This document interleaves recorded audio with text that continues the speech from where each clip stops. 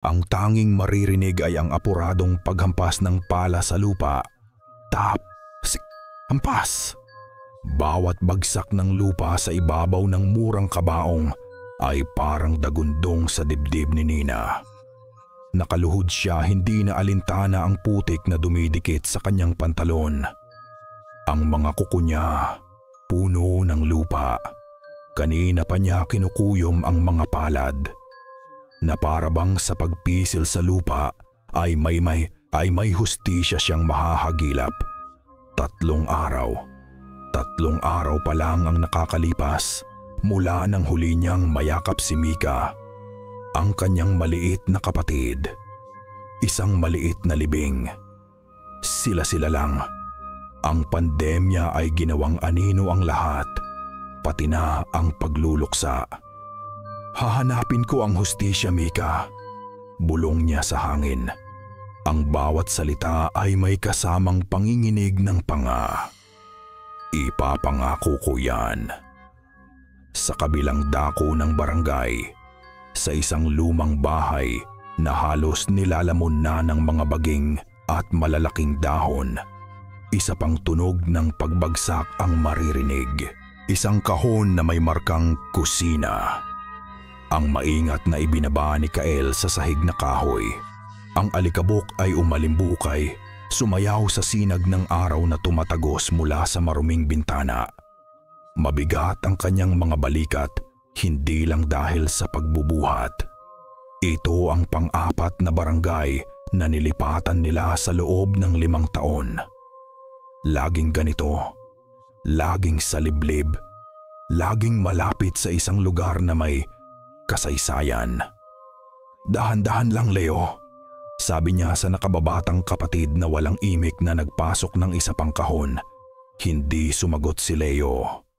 Ang mga mata niya ay matalas, mabilis, sinusuri ang bawat sulok ng bagong tirahan, ang bawat anino, ang bawat posibleng labasan. At noon nila narinig isang mahinang tunog na inanod ng hangin, isang hikbi, isang panaghoy mula sa di kalayuan. Tunog ng isang bagong libing. Tumigil si Leo sa kanyang ginagawa. Tumingin siya kay Kael at sa isang saglit nawala sampad iamamambat nawala ang pagiging binatilyo sa kanyang mukha. Pinalitan ito ng isang bagay na mas matanda, mas mapanuri. May bago na tayong dahilan, sabi ni Leo. Ang boses ay direkta at walang emosyon. Hindi umimik si Kael. Dahan-dahan siyang lumingon sa bintana sa isang partikular na direksyon. Mula roon, sa pagitan ng mga puno ng niyog at sagingan, natatanaw niya ang tuktok nito.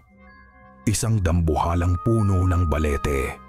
Ang mga sanga ay parang mga braso ng isang higanteng nag-aabang. Ang madilim na mga dahon nito ay tila humihinga kahit walang hangin. At habang nakatingin siya roon, isang kakaibang tunog ang pumunit sa katahimikan ng katanghalian. Kring! Kring! Ang tunog ng isang kuliglig. Isang kuliglig na dapat ay sa gabi lang naririnig. Ang tunog ay matinis at mali. Walang kamalay-malay. Napahawak si Kyle sa isang maliit na anting-anting na nakasabit sa kanyang leeg, nakatago sa ilalim ng kanyang damit. Ang metal nito ay malamig sa kanyang balat. Nang gumabi ang usok mula sa mga sinigaang basura, ay nagsimulang gumapang sa buong barangay. Si Aling Marites, ang kapitbahay na ang bahay ay nakaharap mismo sa mga bagong lipat, ay hindi mapakali. Mula sa kanyang bintana sa kusina, kanina pa niya sila pinagmamasdan. Nakita niya ang 2 binatang nagbubuhat ng mga gamit. Narinig niya ang kalabog ng mga kahon, ang mahinang usapan nila, ang tunog ng upuang hinihila sa sahig. Mukhang mga taga-Maynila, bulong niya sa sarili habang naghihiwa ng bawang. Nagtatago siguro sa virus. Ilang oras pa ang lumipas. Ang ilaw sa bahay ng mga bagong dating ay bumukas sa pugwas at nagbibigay ng isang malamlam na liwanag sa kanilang sala. Puno ng kuryosidad, sumilip muli si Aling Marites. Dahan-dahan niyang inangat ang gilid ng kanilang kurtina. Napatigil siya sa paghinga. Ang nakita niya ay walang tao, walang ni isang kaluluwa. Nandoon ang mga kahon na hindi pa nabubuksan. Nandoon ang upuang narinig niyang hinila kanina. Pero wala ang dalawang binatang nakita niya. Ang buong sala ay tahimik at walang laman. Imposible. Sigurado siyang narinig niya sila kanina lang. Sigurado siya. Kinilabutan si Aling Marites. Mariin niyang ipinikit ang kanyang mga mata at binuksan itong muli. Umaasang nagkamali lang siya ng tingin. Ngunit wala pa rin. Ang bahay sa tapat ay naliligo sa malamlam na ilaw, isang entablado na walang artista. Tanging ang nakakabinging katahimikan na lamang ang sumagot sa kanya. 7 araw. 1 linggo na ang nakalipas at ang hangin sa barangay San Lazaro ay tila mas naging mabigat. Ang luma at umuugong na electric fan sa loob ng opisina ng barangay ay walang naitulong sa init. Pawis na ang noo ni Nina habang nakaupo sa harap ng mesang puno ng mga papeles. Sa likod ng mesa, si Kapitan Raul, isang lalaking may malaking tiyan at mayabang ng ngiti, ay prenteng nakasandal sa kanyang upuan. "Hiha, naiintindihan ko ang iyong pagdadalamhati," sabi niya. Ang tono ay pilit na pinapakalma ngunit may halong pagkainip. "Pero aksidente ang nangyari. Baka naman naglalakwatsa lang ang kapatid mo sa kalsada." "Hindi po siya naglalakwatsa," mariing sagot ni Nina. Pinipigilan ang panginginig ng kanyang boses. Lagi siyang maingat. At narinig ng mga kapitbahay. Narinig nila ang mabilis na motor niya o hindi man lang huminto. Nagkibit balikat lang ang kapitan. "Mahirap yan. Walang nakakita. Walang testigo. Anong magagawa natin?" Kinuha niya ang isang baso ng maruming tubig at uminom. "Hayaan mo na ang mga pulis ang mag-imbestiga." Mga salitang walang laman. Alam ni Nina ang ibig sabihin yon. Isasara ang kaso. Makakalimutan ang lahat. Tumayo si Kapitan Raul at lumapit sa kanya. Tinapik siya sa balikat sa paraang dapat sana'y nagbibigay ginhawa. "Huwag kang mag-alala, Hija. Nandito lang kami." Ngunit sa pagdikit ng kamay nito sa kanyang balikat, isang amoy ang biglang sumingaw sa hangin. Hindi amoy ng pawis o pabango. Isang amoy na pamilyar ngunit nakakakilabot. Amoy ng sampagwitang nabubulok sa init. Amoy ng bulaklak na dapat ay dalisay at mabango, ngunit ngayoy may halong kabulukan. Nanigas si Nina. Gusto niyang umiwas. Gusto niyang tanggalin ang kamay nito. Pero nanatili siyang nakatayo, paralisado. "Salamat po, Kapitan," pilit niyang sinabi, at mabilis na tumalikod. Kailangan niyang makaalis doon. Kailangan niya ng hangin. Sa kabilang banda, sa maliit na sari-sari store ni Aling Nena. Unang beses na lumabas si Kael para bumili ng ilang kailangan. Pagpasok niya pa lang sa maliit na tindahan, ang masayang kwentuhan ng mga nakatambay ay biglang naputol. Ang tanging maririnig na lang ay ang tunog ng mga tsinelas na kumikiskis sa sementadong sahig. Naramdaman niya agad ang mga mata, ang mga titig na sumusunod sa bawat galaw niya. Mula sa matandang babaeng nagwawalis, sa mga lalaking naglalaro ng dama, hanggang kay Aling Nena na nasa likod ng rehas. Pabili po ng kape at asukal, Mahinang sabi ni Kael habang kinukuha ni Aling Nena ang kanyang mga binili. Isang bulong ang kanyang narinig mula sa mga naglalaro ng dama. Isang bulong na sinadyang iparinig sa kanya. Aswang daw. Hindi lumingon si Kael. Nagkunwari siyang walang narinig. Kinuha niya ang supot ng pinamili, nagbayad at nagpasalamat. Ngunit sa kanyang paglabas, ramdam niya ang bigat ng kanilang mga titig sa kanyang likuran. Parang mga karayom na tumutusok sa kanyang balat. Sa kanyang pagmamadali, hindi niya napansin ang babaeng naglalakad mula sa kabilang direksyon. Nagkabanggaan sila. Nahulog ang supot ng kape. Kumalat ang itim na pulbos sa lupa. "Pasensya na," sabay nilang sabi. Nag-angat ng tingin si Kael at nakita niya ang mga mata ni Nina. Mga matang puno ng pagod at galit na hindi maitago. Nakita niya ang bakas ng mga luha. Naramdaman niya ang bigat na dinadala nito. Isang bigat na napakapamilyar sa kanya. "Okay lang," sabi ni Nina. At yumuko para sana pulutin ang natapong kape. "Wag na! Ako na!" pigil ni Kael. Saglit na nagdikit ang kanilang mga kamay. Malamig ang kamay ni Nina. Nagkatinginan sila ulit, 1 segundo lang, pero sa 1 segundong iyon, parang may kung anong koneksyon ang nabuo.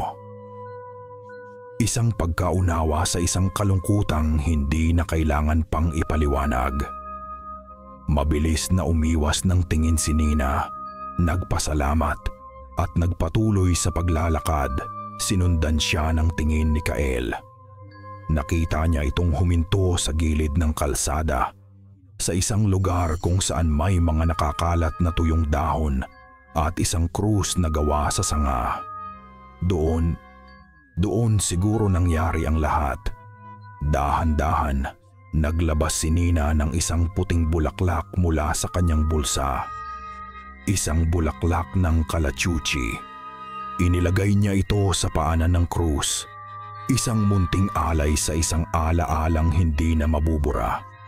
Kinagabihan si Mang Jun, na kapitbahay din ni Kael, ay nagpapahangin sa labas ng kanyang bahay, naninigarilyo. Ang aso niyang si Bantay, isang malaking askal na kilala sa buong lugar sa pagiging matapang, ay tahimik na natutulog sa kanyang paanan. Bigla, tumindig si Bantay. Ang mga balahibo sa kanyang batok ay nagtaasan. Tumingin ito ng diretso sa bahay ni Kael at nagsimulang umungol, isang mahinang ungol na puno ng takot. At pagkatapos, isang tahol, "Arf, arf, RF, RF, RF." Isang galit na tahol. Isang tuloy-tuloy at desperadong pag-atake ng mga tunog na para bang may nakikita si Bantay na hindi nakikita ni Mang Jun. Hindi ito ang karaniwang tahol sa pusa o sa mga taong dumadaan. Iba ito. May halong sindak at pagbabanta. "Hoy, Bantay! Tumahimik ka nga!" sigaw ni Mang Jun. Pero hindi tumigil ang aso. Patuloy itong tumahol ng buong lakas, nakatutok sa madilim na bintana ng bahay sa tapat. At bigla, tumigil ito. Hindi dahan-dahan, hindi paos, bigla. Na parang pinindot ang isang switch. Ang nakakabinging katahimikan na sumunod ay mas nakakatakot pa kaysa sa mga tahol. Napatanga si Mang Jun. Ang sigarilyong nasa kanyang bibig ay nahulog sa lupa. Tumingin siya kay Bantay. Ang aso ay nakaupo. Nanginginig, ang buntot ay nakasuksok sa pagitan ng mga hita. Nakatingin pa rin ito sa bahay at mahinang kumakahol na parang isang tutang takot na takot. Tumingin si Mang Jun sa bahay ni Kael. Wala siyang nakitang kahit ano. Isang madilim na bintana lang, Pero alam niya, sa kaibuturan ng kanyang puso, na may kung anong mali. Isang bagay na sapat na para patahimikin ang pinakamatapang na aso sa buong San Lazaro. 12 araw, ang pagluluksa ni Nina ay unti-unti nang nagiging isang tahimik na apoy ng galit. Isang umaga, may kumatok sa kanyang pintuan. Hindi ito ang karaniwang katok ng isang kapitbahay na nakikitsismis. Ito ay marahan, magalang at may bigat. Pagbukas niya ng pinto, bumungad sa kanya si Lola Elara, ang kinikilalang pinakamatanda sa buong barangay. May dala itong isang maliit na bayong na naglalaman ng mainit-init pang kakanin. "Para sa iyo, Hija," sabi ng matanda. Ang mga mata ay malalim at maunawain, na para bang nakikita nito hindi lang ang lungkot, kundi pati ang puot na nagsisimulang umusbong sa puso ni Nina. Sa loob ng maliit na sala, habang kumakain sila, nagsimulang magkwento si Lola Elara. Hindi tungkol sa mga tsismis o sa pandemya. Nagkwento siya tungkol sa mga bagay na mas matanda pa. "Alam mo, Apo," simula niya, ang boses ay mahina na parang tuyong dahon. "Noong unang panahon, may mga espiritong nagbabantay sa mga lupain natin. Mga espiritong tagapagtanggol. Pero ang kanilang tulong, laging may kapalit." Nakinig lang si Nina. Ang kwento ay parang pambata, pero may kung anong bigat sa paraan ng pagkakasabi nito ni Lola Elara. May mga utang na hindi nababayaran ng pera. Pagpapatuloy ng matanda, nakatingin sa kawalan. May mga kasunduan na sinelyuhan hindi ng tinta, kundi ng kaluluwa. At ang mga naniningil, hindi sila tumitigil hanggat kugit at hindi siya budidi. Hindi nababayaran ang utang. Pagkatapos ng kanilang pag-uusap, nagpaalam na si Lola Elara. Samang sa kanyang paglalakad pa uwi, sinadya niyang dumaan sa harap ng bahay ni Kael. Sa di kalayuan, nakita niya ang binata na nagdidilig ng halaman sa kanilang bakuran. Nagpanggap si Lola Elara na may hinahanap sa kanyang bayong. At bigla, natisod siya. Isang maliit na supot ng asin ang aksidenteng nahulog mula sa kanyang bayong at kumalat ang puting butil nito malapit sa tarangkahan ni Kael. "Ay nako!" mahinang sabi niya.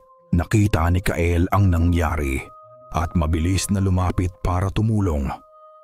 "Tulungan ko na po kayo, Lola." Ngunit sa paglapit ni Kael, napansin ni Lola Elara ang isang bagay na kakaiba. Hindi man lang natinag o natakot si Kael sa asin na kumalat sa lupa, isang bagay na kinatatakutan daw ng mga aswang. Ngunit nang yumuko si Kael para tulungan siyang damputin ang ibang gamit, ang maliit na krus na gawa sa kahoy na nakasabit sa kanyang leeg ay umindayog at humarap dito. Doon niya nakita isang iglap na pag-atras, isang panginginig ng kamay na hindi dahil sa nerbiyos, isang tingin sa krus na hindi puno ng takot na parang sa isang demonyo, kundi isang tingin na puno ng kalungkutan, puno ng pagod, na para bang ang krus ay isang paalala ng isang bagay na matagal na niyang tinalikuran o isang bagay na hindi na niya maaaring makamit. Alam na ni Lola Elara. Ang takot na ito ay hindi takot ng halimaw sa banal na bagay. Ito ay takot ng isang kaluluwang may malalim na kasaysayan. "Salamat, iho," sabi ni Lola Elara. Tinipon ang kanyang mga gamit. Nginitian niya si Kael, isang ngiting hindi umabot sa kanyang mga matang mapanuri. Habang naglalakad siya palayo, dumaan siya sa tapat ng malaking puno ng balete na nagsisilbing anino sa kalahati ng kalsada. Bigla, isang hindi pangkaraniwang lamig ang humaplos sa kanyang balat. Isang hanging hindi galing sa kung saan, kundi tila nagmumula mismo sa ilalim ng puno. Napahigpit ang hawak niya sa kanyang balabal. Ang mga dahon ng balete ay hindi man lang gumalaw, ngunit ramdam na ramdam niya ang presensya nito. Malamig at nagmamasid. Huminto si Lola Elara sa di kalayuan. Lumingon siyang muli sa bahay ni Kael, na ngayon ay tila mas maliit at mas malungkot sa ilalim ng anino ng dambuhalang puno. Ibinulong niya sa hangin sa sarili lamang niya. Ang isang katotohanang bigla na lang luminaw sa kanyang isipan. Hindi sila mga halimaw. Huminga siya ng malalim. Ang mga salita ay halos pabulong sa gitna ng katahimikan. Mayla sila ang mga naniningil. Siya to ngayon tiyan, 19 na araw. Ang oras ay unti-unting nauubos at ang bigat sa dibdib ni Kael ay nararamdaman niya sa bawat paghinga. Kailangan niya ng isang sisidlan. Isang bagay na personal sa kapitan. Isang bagay na basang-basa sa kanyang mga kasalanan. Isang angkla para sa ritual na paparating. Kung wala iyon, ang kanilang pagtawag ay magiging isang sigaw lamang sa kawalan. Ang pagkukunwari ay isang balat na isinusuot niya ng may pag-iingat. Sa araw na iyon, siya ay si Kael, COVID volunteer. Suot ang isang face shield at may dalang bote ng alkohol. Ang kanyang dahilan, tumutulong sa barangay sa pag-disinfect. Ang kanyang totoong misyon, pumasok sa lungga ng ahas. Ang barangay hall ay maingay at magulo. Ang mga tanod ay nagtatawanan sa isang tabi, habang si Kapitan Raul ay abala sa pagbibilang ng pera sa kanyang mesa. Ang hangin ay siksik sa amoy ng lumang papel at hindi masabing katiwalian. Naglakad si Kael sa loob. Ang bawat hakbang ay kalkulado. "Magandang umaga po, Kapitan. Nandito po para sa lingguhang pag-disinfect," sabi niya sa magalang na boses. Sige. Unahin mo dyan sa mga upuan." Utos ng kapitan. Hindi man lang nagangat ng tingin mula sa kanyang mga pera. Iyon ang pagkakataon ni Kael. Nagsimula siyang mag-spray ng alcohol sa mga upuan, sa mga mesa. Dahan-dahang lumalapit sa mesa ng kapitan. Ang kanyang puso ay tumitibok ng malakas sa ilalim ng kanyang t-shirt. Nakita niya ang kanyang pakay. Isang luma, itim na ballpen na mukhang ilang taon nang ginagamit. Ang plastik nito ay medyo pudpud na. Ang clip ay nababaluktot na. Ito ang panulat na ginagamit ng kapitan sa pagpirma ng mga pekeng dokumento, sa pag-aproba ng mga proyektong questionable, sa pagtanggi sa mga kahilingan ng mga taong tulad ni Nina. Habang papalapit siya, sinadya niyang banggain ang isang maliit na cabinet. Isang bunton ng mga lumang logbook ang nahulog sa sahig na may malakas na kalabog. "Ay, pasensya na po," sigaw niya. Lahat ng atensyon ay napunta sa kanya at sa mga nagkalat na papel. Si Kapitan Raul ay nagmura. Ang mga tanod ay tumayo para tumulong. Sa maikling sandali ng kaguluhan, habang ang lahat ay nakayuko at nagpupulot, kumilos si Kael. Isang mabilis na pag-abot ng kamay. Ang kanyang mga daliri ay dumampi sa malamig, makinis na plastik ng ballpen. At sa sandaling iyon, ang lahat ng ingay sa paligid ay naglaho.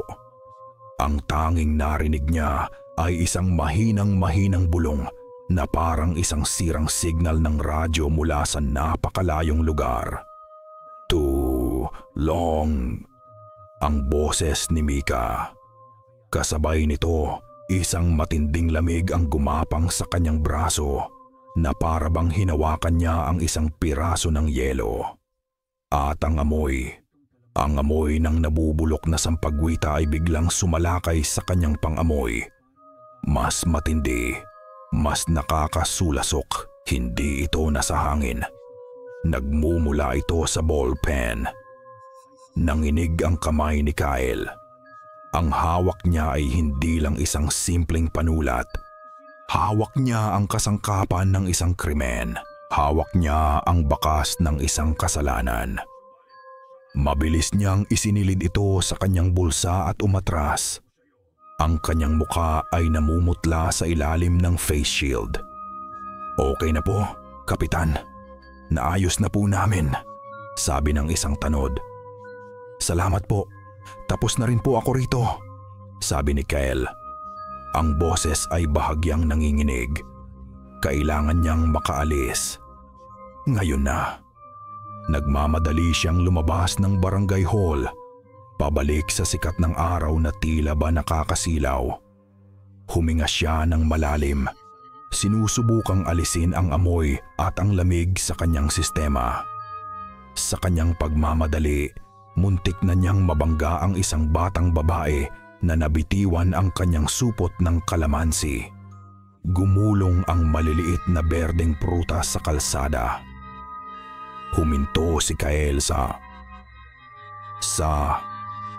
isang iglap, nawala ang bigat ng kanyang misyon. Ang nakita niya lang ay ang batang malapit ng maiyak. Yumuko siya. "Tulungan na kitang pulutin," sabi niya sa isang malumanay na boses.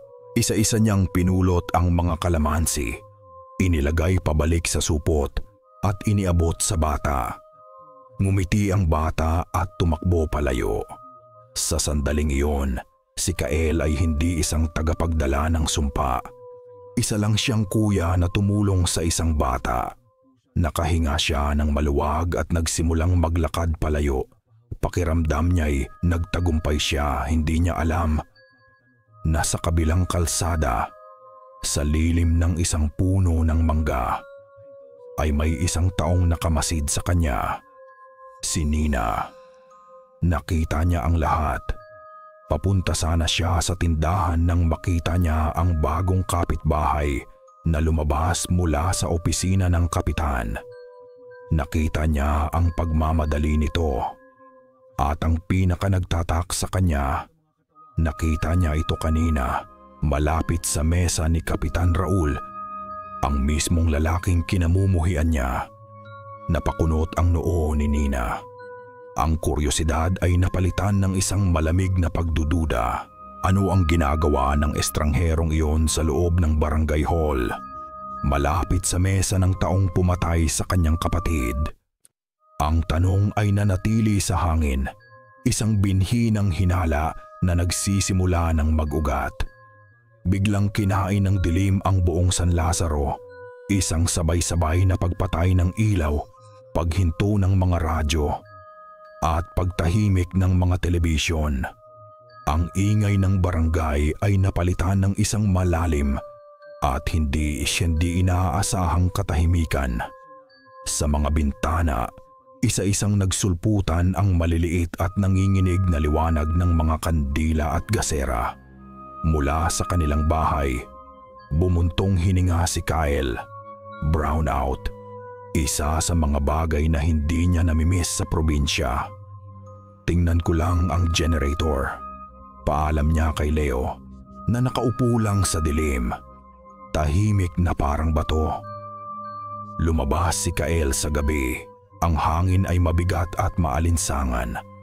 Ang tanging liwanag ay mula sa buwan na sumisilip sa mga ulap, sa ilalim ng kaluskos ng kanyang mga yapak sa graba. May narinig siyang isang pamilyar na tunog, isang mahinang hikbi. Sinundan niya ang tunog at doon, sa hagdanan ng bahay sa tapat, nakita niya ito. Isang anino na nakaupo mag-isa. Si Nina. Ang tanging ilaw sa kanyang mundo ay ang malamig na liwanag mula sa screen ng kanyang cellphone. Sa liwanag na iyon, kitang-kita ni Kael ang kanyang mukha at ang litratong tinititigan niya, isang masayang batang babae na may malaking ngiti. Si Mika. Huminto si Kael. Isang bahagi niya ang nagsasabing bumalik na lang sa loob. Huwag makialam, manatili sa anino kung saan siya ligtas. Ngunit ang isa pang bahagi, ang bahaging pagod na sa dilim, ay humakbang pasulong. May dala siyang kandila at posporo mula sa kanilang kusina. Dahan-dahan siyang lumapit. Ang kanyang mga yapak ay halos walang tunog sa lupa. "Miss!" Mahina niyang tawag. Nag-angat ng tingin si Nina. Ang mga matay gulat at puno ng pag-iingat. Mabilis niyang itinago ang kanyang cellphone. Ang babaeng galit na galit sa barangay hall. Ang babaeng puno ng pagdududa sa tapat ng tindahan ay biglang naging isang taong mukhang marupok sa ilalim ng liwanag ng buwan.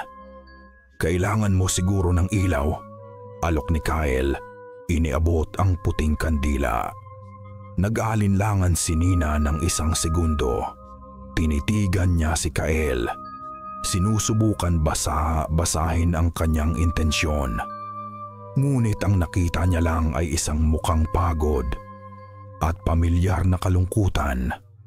Kinuha niya ang kandila. "Salamat." Sinindihan ni Kael ang isang palito ng posporo. Ang maliit na apoy ay sumayaw sa dilim, nagbigay init sa espasyo sa pagitan nila. Habang sinisindihan niya ang mitya ng kandila, ang liwanag nito ay nagpinta ng mga anino sa pader sa kanilang likuran. At sa isang iglap, habang nakatingin siya sa anino ni Nina, ang sarili niyang anino sa pader ay tila humaba sa isang paraang hindi natural. Gumapang ito na para bang isang uhaw na kamay na gustong abutin ang dalaga. Napaurong si Kael, nagulat sa sarili niyang imahinasyon. Mabilis niyang ibinaba ang kandila sa hagdanan. Natahimik sila. Ang tanging maririnig ay ang huni ng mga kuliglig sa di kalayuan. Wala pa ring hustisya. Biglang basag ni Nina sa katahimikan. Ang boses ay halos pabulong. Hindi niya alam kung bakit niya sinabi iyon sa isang estranghero. Siguro dahil sa dilim. Mas madaling magsalita sa dilim. Tumingin si Kael sa nagniningas na kandila. Minsan, ang hustisyahan din ay diskisas ay hindi nahahanap sa liwanag. Minsan, kailangan itong kunin mula sa dilim. Ang mga salita ay lumabas na lang sa kanyang bibig. Mga salitang totoo, mga salitang mapanganib. Nag-angat ng tingin si Nina. Paano? Isang malakas na pagnanasa ang bumalot kay Kael. Ang pagnanasang sabihin ang lahat. Ako ang kukuha nito para sa'yo. Bigyan mo lang ako ng permiso. Bigyan mo lang ako ng pangalan. Ngunit hindi niya magawa. Ang mga batas ng kanyang pamilya, ng kanyang sumpa, ay parang mga tanikalalang nakapulupot sa kanyang dila. Umiling lang siya. Hindi ko alam. Sana lang mahanap mo ang kapayapaan. Sa sinabi niyang iyon, sa wakas, nakita niya ito. Isang maliit na ngiti. Hindi isang masayang ngiti, ngunit isang ngiting totoo. Isang ngiting pagod, malungkot, ngunit puno ng pasasalamat. Ang unang ngiti na nakita niya sa kanya mula nang sila'y magkita. Ang ngiting iyon ay tumusok sa puso ni Kael na parang isang sundang. Dahil sa ngiting iyon, nakita niya ang lahat ng bagay na hindi niya maaring magkaroon. Normalidad, koneksyon, kapayapaan, salamat sa ilaw, sabi ni Nina. Walang anuman, sagot ni Kael at tumalikod na siya bago pa may masabi siyang hindi dapat. Habang naglalakad siya pabalik sa kanilang madilim na bahay, hindi niya alam na may isang pares ng mga matang nakamasid sa bawat galaw nila mula sa simula. Sa bintana ng kanilang sala, nakatayo si Leo. Hindi siya kumukurap. Nakita niya ang pag-uusap. Nakita niya ang pagbabahagi ng liwanag. Nakita niya ang ngiti at nakita niya ito bilang isang lason. Isang kahinaan na sisira sa lahat ng kanilang pinag-iingatan. Dahan-dahan, itinaas ni Leo ang kanyang kamay. Sa dilim, kumislap ang bakal na hawak niya. Ang lumang punyal ng kanilang pamilya. Ang kutsilyong ginagamit sa bawat ritual. Ang sagradong sandata para sa kanilang maruming gawain. Hinigpitan niya ang hawak dito. Ang ugat sa kanyang braso ay lumitaw. Masisira ang lahat dahil sa kanya. Bulong niya sa madilim na sala. Ang boses ay malamig at matalas na parang talim ng punyal na kanyang hawak. At sa katahimikan ng gabi, isang mahinang tunog ang maririnig. Ang dahan-dahan at sinasadyang tunog ng isang talim na hinihila palabas sa kanyang lumang kaluban. Ang dilim sa loob ng kanilang bahay ay mas makapal pa kaysa sa dilim sa labas. Naabutan ni Kael si Leo sa sala. Pinupunasan ang talim ng lumang punyal gamit ang isang malinis na puting tela. Ang bawat haplos ay mabagal, sinasadya, halos mapagmahal. Anong ginagawa mo kanina? Tanong ni Kael. Ang boses ay kalmado ngunit may pahiwatig ng bakal. Nakita kita sa bintana. Hindi nagangat ng tingin si Leo. Nagbabantay. Tinitiyak na walang magiging hadlang. Hadlang? Lumapit si Kael. Isa siyang sibilyan, Leo. Isang biktimang nagluluksa. Isa siyang kahinaan. Sagot ni Leo. Sa wakas ay tumingin sa kanyang kuya. Ang mga mata niya ay madilim at walang kurap. Ang awa mo sa kanya, yan ang sisira sa atin. Pinapahina mo ang ating dugo. Tumawa si Kael, isang tawang walang saya. Dugo! Ito ba ang tingin mo sa ginagawa natin? Isang bagay na marangal? Hindi ito sumpa, kuya. Karangalan ito. Biglang tumaas ang boses ni Leo. Tumayo siya. Ang punyal ay nanatili sa kanyang kamay. Tayo ang mga tagapag-ingat. Tayo ang nagpapanatili ng balanse. Tinatanggal natin ang mga basurang hindi kayang linisin ng kanilang mga batas. Karangalan? Sigaw pabalik ni Kael. Ang pagod at galit na matagal na niyang kinikimkim ay sumabog. Leo, minana natin ang isang utang na loob na hindi natin kailanman matatapos bayaran. Isang kasunduan na ginawa ng ating mga ninuno sa isang bagay na natutulog sa ilalim ng punong iyon. Hindi tayo mga tagapagbantay. Tayo ay mga alipin. Nagbibigay ito sa atin ng buhay, kiit ni Leo. Nagbibigay ito sa atin ng mahabang buhay para magbayad ng mas matagal. Sagot ni Kael. Ano sa tingin mo ang mangyayari kung hihinto tayo, Leo? Kung isang buwan lang ay hindi natin ibibigay ang hinihingi nito. Sa tingin mo ba hahayaan lang tayo? Hindi. Tayo ang aanihin. Tayo ang isusunod. Natahimik sila. Ang katotohanan ng mga salitang iyon ay bumitin sa hangin sa pagitan nila malamig at mabigat. Sa isang sulok ng sala, sa ibabaw ng isang maliit na aparador ay may isang lumang litrato. Isang lalaki at isang babae. Kapwa may mga matang pagod ngunit determinado. Ang kanilang mga magulang. Napatingin doon si Kael. Ang kanyang galit ay napalitan ng isang malalim na pighati. Sila rin. Ganito rin sila.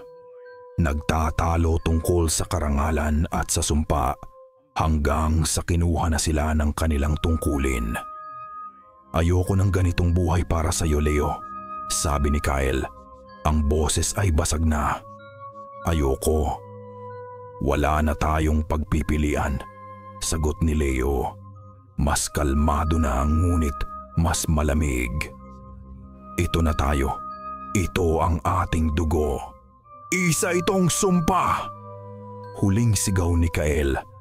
Ang kanyang boses ay umaling-awngaw sa buong bahay. Kasabay ng sigaw niya, isang malakas at biglaang kaluskos ang narinig nila mula sa labas. Curse! Napalingon silang dalawa sa bintana.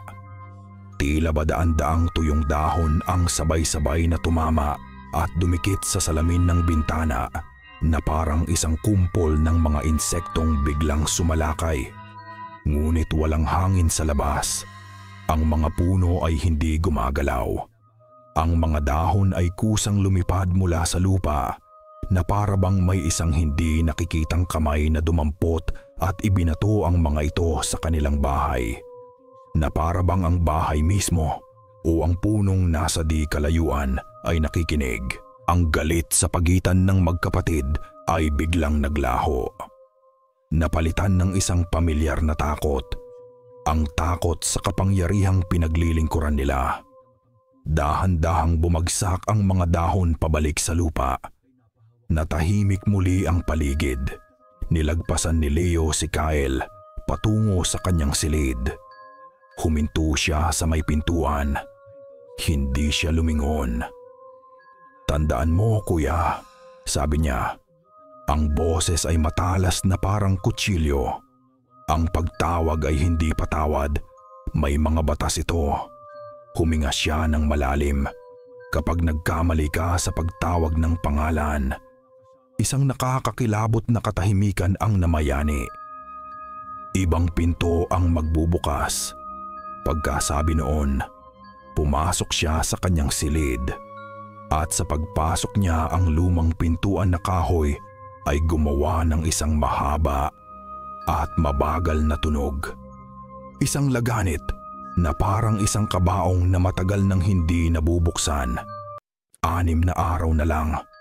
Ang bawat pagsikat ng araw ay parang isang martilyong pumupukpok sa dibdib ni Kyle. Nagpunta siya sa palengke. Kailangan niyang magpakita. Kailangan niyang magpanggap na normal, na isa lang siyang ordinaryong bagong lipat. Ang ingay ng palengke, ang sigaw ng mga tindera, ang tilaok ng mga manok, ang ugong ng mga tricycle ay dapat sana'y nakakabingi. Pero sa kanya, ang mga ito'y isang malabong tunog lamang sa likod ng mas malakas na ingay sa kanyang isipan. Ang papalapit na deadline.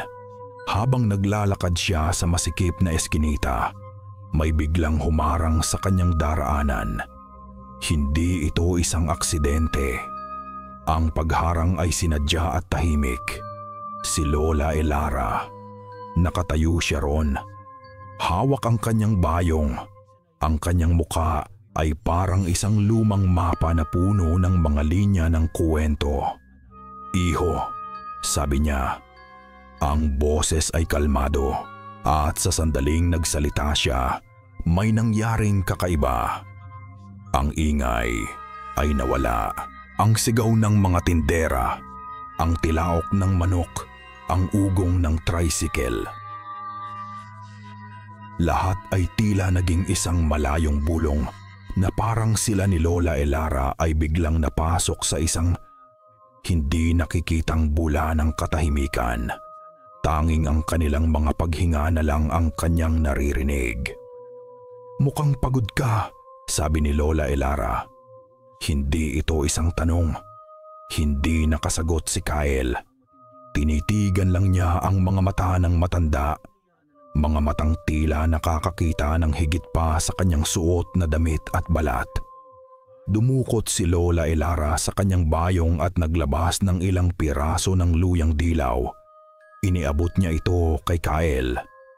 Heto, magpakulo ka nito mamayang gabi, sabi niya, para sa mga malamig na gabi. Tiningnan ni Kael ang luya sa kamay ng matanda. Lalo na pag malapit ka sa matandang puno, dagdag ni Lola Elara. At ang bawat salita ay parang isang patak ng yelo sa balat ni Kael. Napatingin si Kael sa matanda. Ang kanyang puso ay nagsimulang tumibok ng mabilis. Alam niya paano. Na para bang nabasa ang kanyang isipan. Nagpatuloy ang matanda. Ang tingin ay nakatuon sa isang malayong puno. Alam mo ba ang kwento ng ibong kilyawan? Bawat gabi, kailangan niyang awitan ang isang ahas na nakatira sa puno. Isang awit para sa bawat isang itlog sa kanyang pugad. Kapag pumalya siya sa kanyang awit o kapag nagkamali siya ng tono, kinakain ng ahas ang isa sa kanyang mga sisiw. Nanigas si Kael, ang ibon, ang ahas, ang awit, ang mga sisiw, ang simpleng kwento. Ito ang buong buhay niya.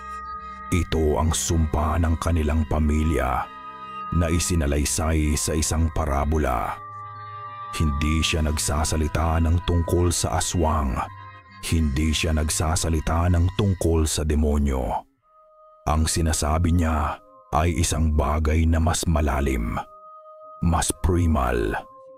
Isang kasunduan, isang tungkulin, isang utang. Dahan-dahan, kinuha ni Kael ang luya mula sa kamay ni Lola Elara. Ang balat nito ay magaspang at malamig.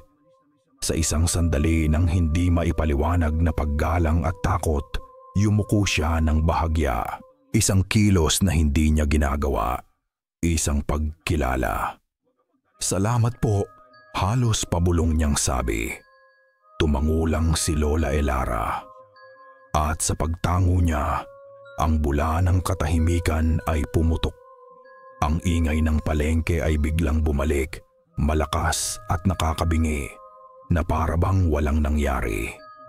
Nagsimula ng maglakad palayo ang matanda. Akala ni Kael ay tapos na, ngunit bago ito tuluyang makalayo, huminto ito. Hindi ito lumingon. Iho. Huminto rin si Kael.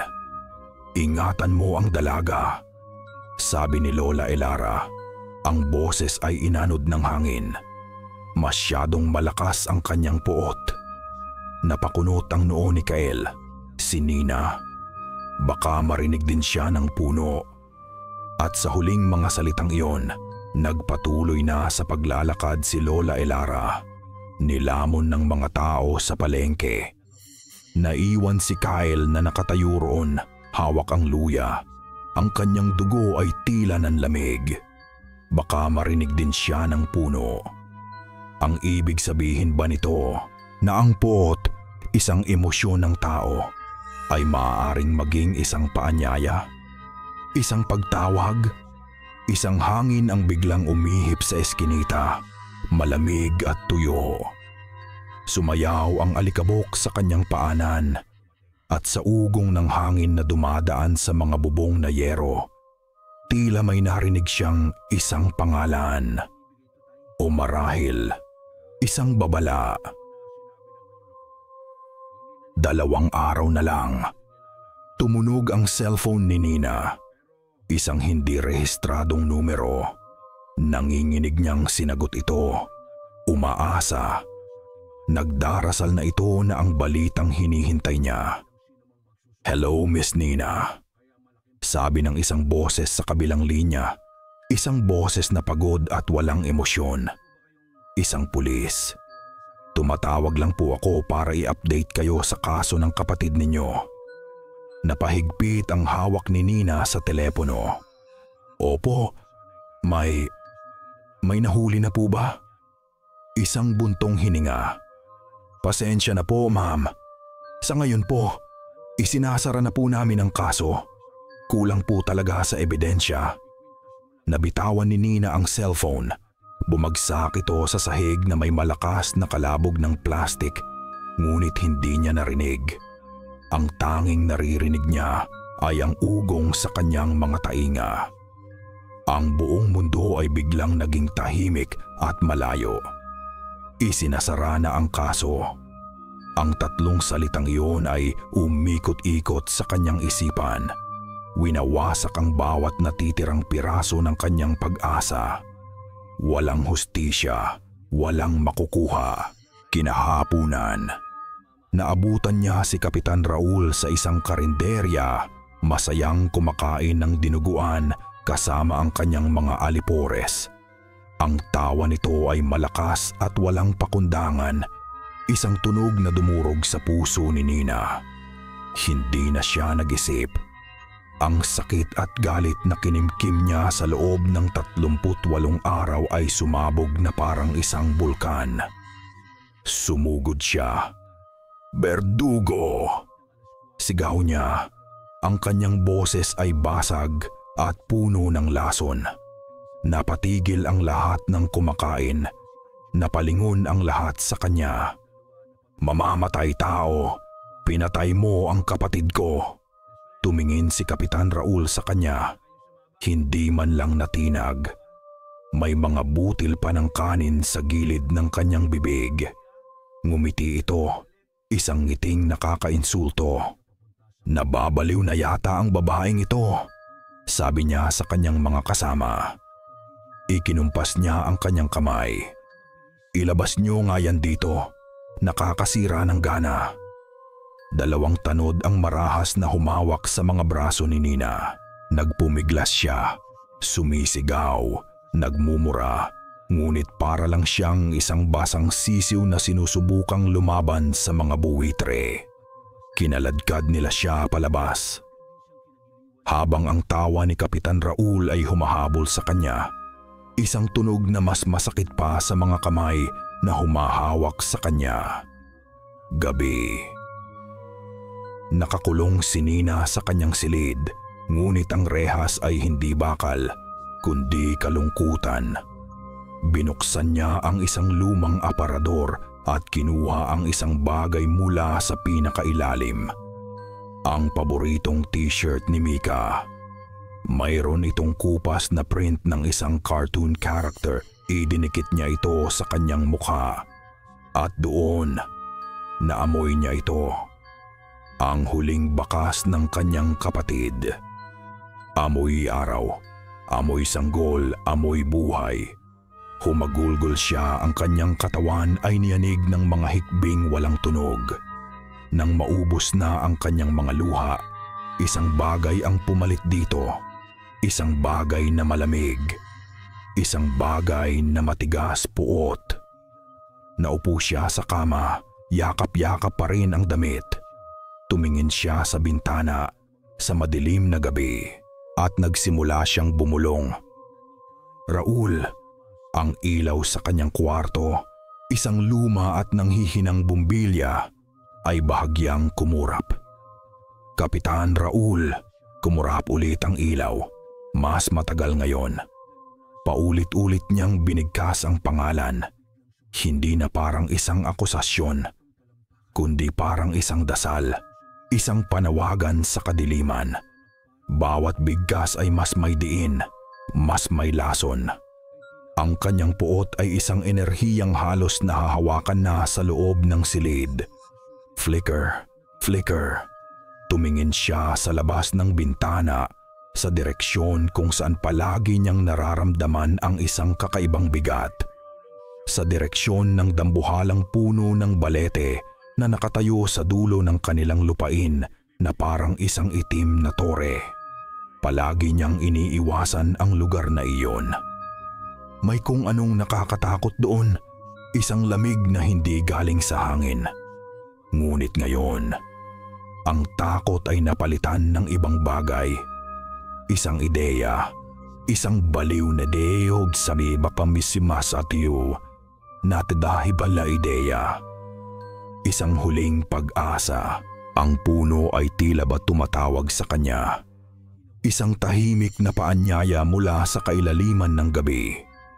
Kung ang hustisya ng tao ay bingi, marahil ang hustisya ng lupa ay nakikinig. Isang desisyon ang nabuo sa kanyang isipan. Matigas at hindi na mababali.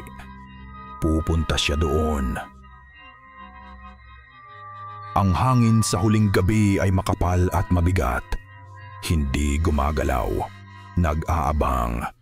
Sa sahig ng kanilang sala, sa gitna ng kadiliman, nakaluhod si Kael. Sa haymat sa harap niya ay isang bilog na iginuhit gamit ang pinaghalong abo at asin. Sa loob ng bilog ay mga simbolo na hindi maintindihan ng isang ordinaryong tao. Mga linyang paikot, mga hugis na tila bituin na may sobrang mga dulo, mga sulat na mas matanda pa sa alpabeto. Hindi ito isang bilog para proteksyon. Ito ay isang bilog para sa konsentrasyon. Isang lente para ituon ang lahat ng kanilang enerhiya sa iisang punto. Si Leo ay nakatayo sa kanyang likuran, tahimik na parang isang estatwa. Hawak ang lumang lampara. Siya ang bantiw. Sa gitna ng bilog, nakapatong ang itim na ballpen ni Kapitan Raul. Kinuha ni Kael ang punyal ng kanilang pamilya. Ang bakal nito ay malamig sa kanyang palad. Itinaas niya ito sa ibabaw ng ballpen. Ang kailangan lang niyang gawin ay iukit ang pangalan. Iukit ang hatol. Ngunit ang kanyang kamay ay nanginginig. Ang mga salita ni Lola Elara ay umaling-aungaw sa kanyang isipan. Paulit-ulit na parang isang sirang plaka. Ingatan mo ang dalaga. Masyadong malakas ang kanyang puot. Baka marinig din siya ng puno. Napapikit siya ng mariin. Hindi lang ito tungkol sa pagkuha ng isang kaluluwa. Ito ay tungkol sa pagtiyak na walang ibang madadamay. Isang pagkakamali, isang salita, isang pangalan, at ibang pinto ang magbubukas. Naramdaman ni Leo ang pag-aalinlangan ng kanyang kapatid. Lumapit ito at dahan-dahang ipinatong ang kanyang kamay sa balikat ni Kael. Ang hawak nito ay mabigat at matatag. Para sa pamilya, kuya, bulong ni Leo. Hindi ito isang utos. Ito ay isang paalala. Isang paalala ng kanilang sumpa, ng kanilang tungkulin, ng kanilang pagkakaisa sa mundong hindi sila naiintindihan. Sila lang dalawa.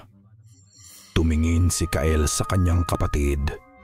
Sa liwanag ng lampara, nakita niya ang determinasyon sa mukha nito. Tumango siya.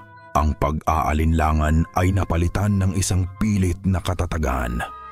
Ito ang kanilang kapalaran.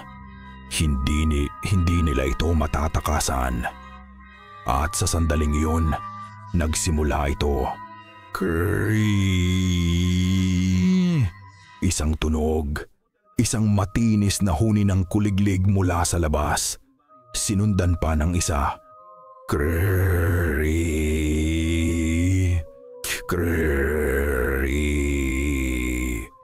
At isa pa. At isa pa. Hanggang sa loob ng ilang segundo, ang buong paligid ay napuno na. Hindi ito ang karaniwang tunog ng gabi. Ito ay isang pader ng ingay. Isang nakakabinging koro ng libu-libong kuliglig. Nasabay-sabay na humuhuni sa isang tono. Isang tono na mali, matinis at puno ng pananabik. Na parabang ang buong kalikasan ay alam ang mangyayari. At ito ay nagagalak. Napatingin si Kael sa bintana. Ang kanyang puso ay kumakabog kasabay ng nakakabinging ingay.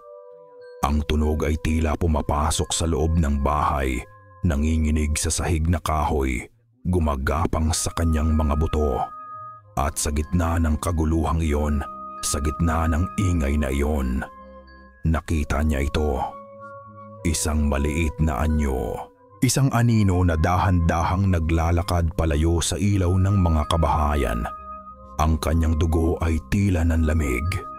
Ang anino ay papunta sa gubat, papunta sa direksyon ng puno ng balete. si Nina. Sa paanan ng dambuhalang puno ng balete, ang hangin ay makapal at hindi gumagalaw. Ang libu-libong kuliglig ay patuloy sa kanilang nakakabingiing paghuni. Isang pader ng tunog na tila yumanig sa buong kalupaan. Oras na. Nakaluhod si Kael sa harap ng isang malaking ugat ng puno na nagsisilbing altar. Sa ibabaw nito ay ang itim na ballpen. Sa kanyang likuran, si Leo ay nakatayo. Ang punyal ay hawak ng mahigpit. Binabantayan ang bawat anino. Huminga ng malalim si Kael. Ipinikit ang kanyang mga mata at nagsimulang bumigkas. Hindi ito Tagalog. Hindi ito Espanyol. Ang mga salita ay mas matanda pa. Mga salitang kinalimutan na ng panahon. Ang kanyang boses ay walang emosyon. Monotonong parang isang monghe. Bawat pantig ay isang susi na dahan-dahang bumubukas sa isang napakatandang kandado. Ang hangin sa paligid nila ay nagsimulang lumamig. Itinaas ni Kael ang punyal ng kanilang pamilya. Ang talim nito ay kumislap sa ilalim ng liwanag ng buwan. Ibinaba niya ito. Ang dulo ay ilang pulgada na lang ang layo mula sa plastik ng ballpen. Ito na ang sandali ng paghatol. Ang sandali ng pag-ukit ng pangalan. Raul! Isang sigaw ang pumunit sa gabi. Mas malakas pa sa huni ng mga kuliglig. Isang sigaw na hindi lang galing sa lalamunan, kundi mula sa isang kaluluwang puno ng sugat at puot. Mula sa kadiliman, sumugod si Nina. Ang kanyang mukha ay basang-basa ng luha at galit. Nagulat si Kael. Ang kanyang buong konsentrasyon ay nawasak. Sa isang iglap na pagkataranta, ang kanyang kamay ay nanginig at ang talim ng punyal ay dumaplis sa ballpen. Gumawa ng isang pangit at maling guhit. Hindi! Sigaw niya, hindi para kay Nina, kundi para sa ritual na nabahiran. Sa gitna ng pagkasindak, mabilis niyang sinubukang itama. At sa wakas ay naiukit ang pangalan ni Raul. Ngunit huli na ang lahat. Ang kasunduan ay nabaluktot. Ang paanyaya ay nadungisan. Sa sandaling sumigaw si Nina, ang lahat ng kuliglig ay sabay-sabay na tumahimik. Ang biglaang katahimikan ay mas mabigat at mas nakakatakot pa kaysa sa anumang ingay. Walang hangin. Walang kaluskos, tanging ang kanilang mga nanginginig na paghinga. At pagkatapos, isang tunog. Isang tunog mula sa loob mismo ng dambuhalang puno ng balete. Isang malakas na lagutok na parang tunog ng pagkabiyak ng isang malaking buto. Natigilan si Nina. Ang galit sa kanyang mga mata ay napalitan ng pagkalito. At pagkatapos, ng takot.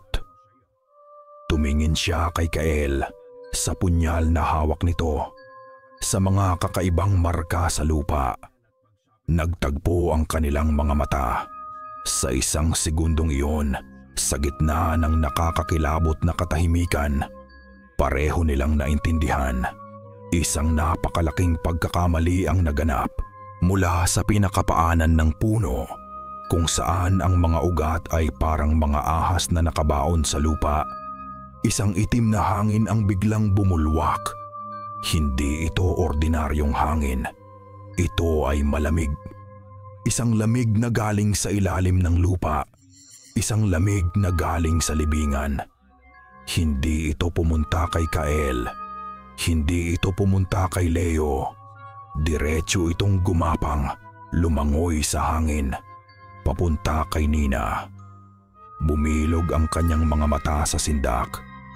Sinubukan niyang sumigaw, ngunit walang boses na lumabas. Ang itim na hangin ay pumulupot sa kanya. Hindi siya sinasaktan. Ngunit niyayakap siya na parang isang matagal nang nawalay na kaibigan. Ang kanyang buhok ay itinaas nito. Ang kanyang damit ay iwinagayway. Naramdaman niya ang lamig na iyon. Hindi lang sa kanyang balat, kundi sa loob ng kanyang kaluluwa. At pagkatapos, kasing bilis ng pagdating nito, ang itim na hangin ay naglaho, sinipsip pabalik sa lupa. Nawalan ng malay si Nina. Bumagsak sa damuhan na parang isang manikang pinutulan ng tali. Sa ibabaw ng nakakabinging katahimikan, isang huling tunog ang narinig. Hindi ito malakas. Ito ay isang mahinang-mahinang bulong na tila nang galing mula sa mismong lupa sa ilalim ng kanilang mga paa. Isang buntong hininga, sinauna at kontento. Ang pagsikat ng araw sa ika-40 araw ay nagdala ng balita. Nagsimula ito bilang isang bulong mula sa isang tanod, gumapang sa mga nagkakape sa tindahan ni Aling Nena. Kumalat na parang apoy sa mga nagwawalis ng bakuran, hanggang sa ito'y naging isang sigaw ng pagdiriwang sa buong barangay San Lazaro. Patay na si Kapitan Raul. Natagpuan siya sa kanyang kama. Walang sugat, walang bakas ng pananakit. Ang sabi ng doktor, matinding atake sa puso. Ngunit ang kwento ng mga unang nakakita ay iba. Ang kwento nila ay tungkol sa mga mata ng kapitan.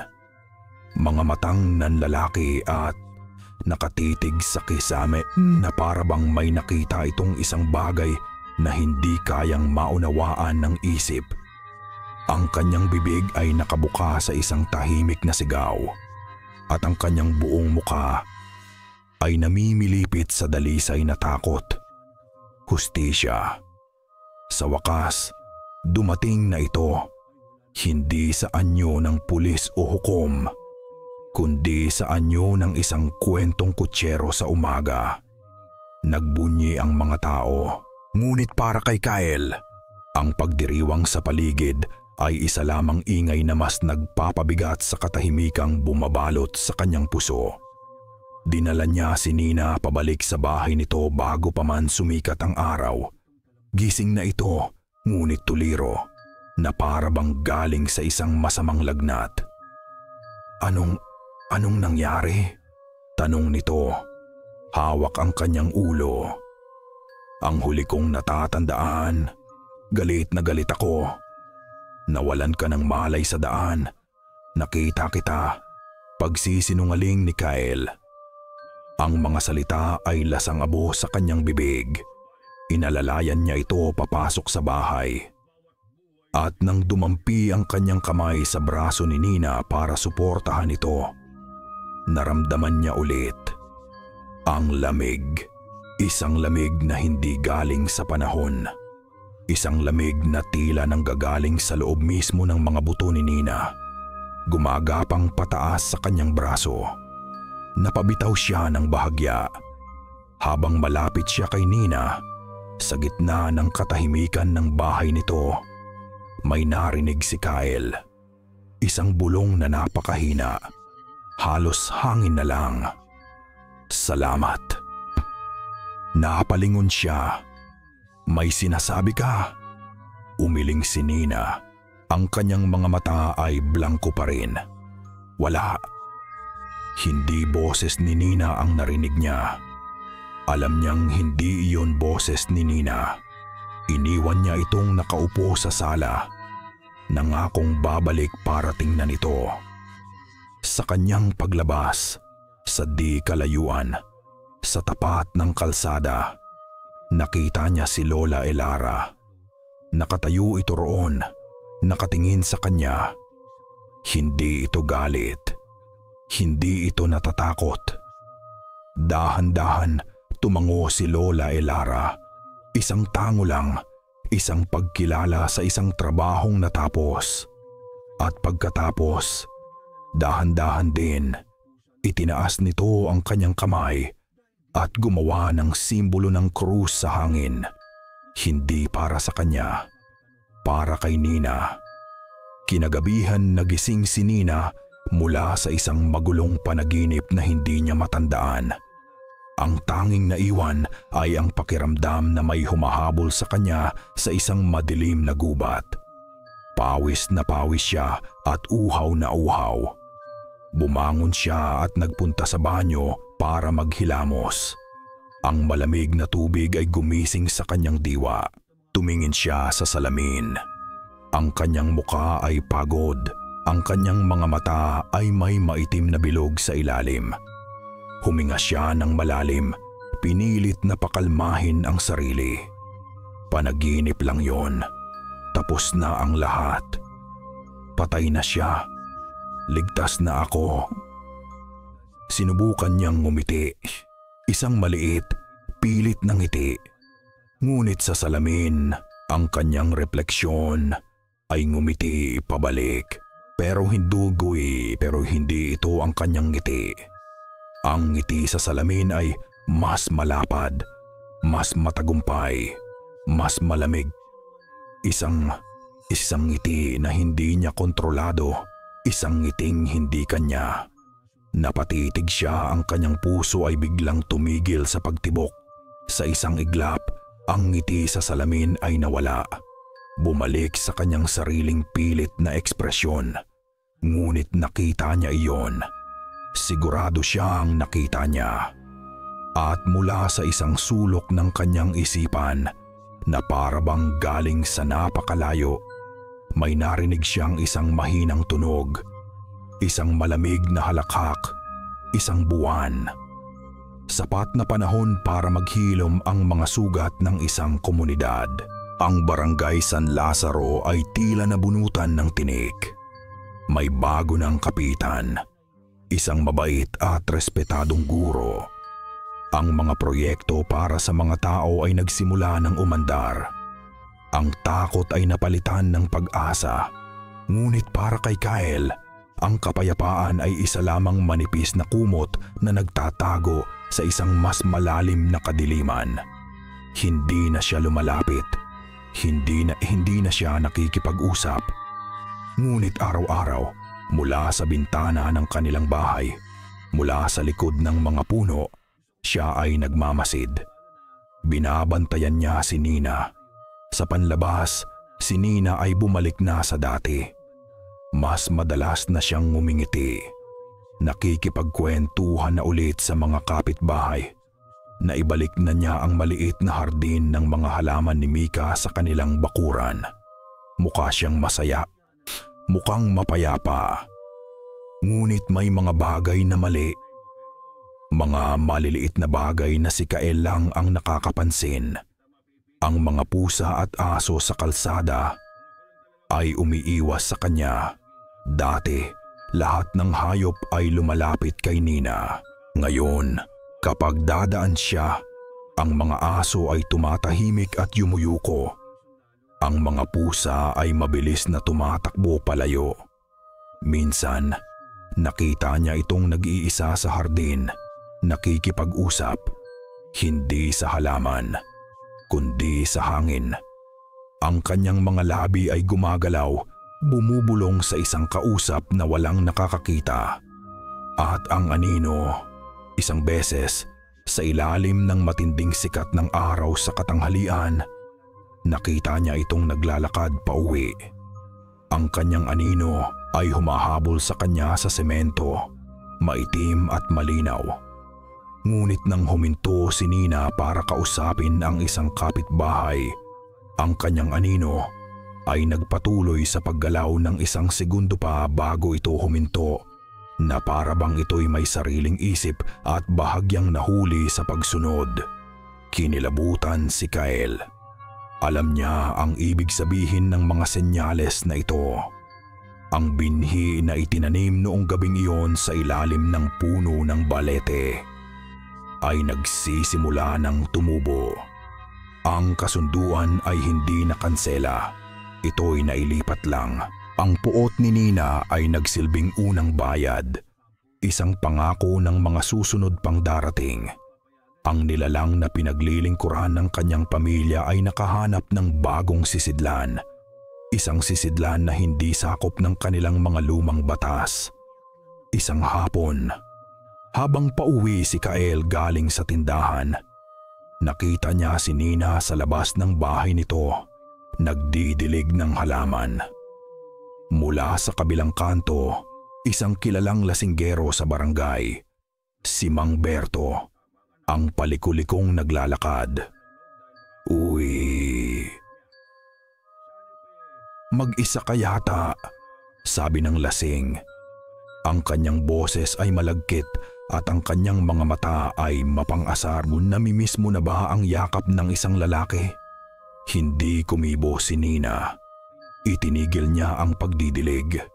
Dahan-dahan siyang lumingon at tinitigan si Mang Berto. Hindi ito isang tingin ng takot o galit. Ito ay isang tinging blangko, malamig, mapanuri. Natawa ang lasing, sungit naman. Sahan kanyang pagtawa, bigla siyang natapilok. Walang bato, walang lubak. Ang kanyang mga paa ay tila buhol-buhol sa isang paraang hindi natural. Sumubsob siya pasulong at ang kanyang ulo ay tumama ng may malakas na kalabog sa gilid ng sementadong kanal. Natahimik ang lahat. Si Mang Berto ay nanatiling nakasubsob, hindi gumagalaw. Si Nina ay tumitig lang sa kanya ng isang segundo pa.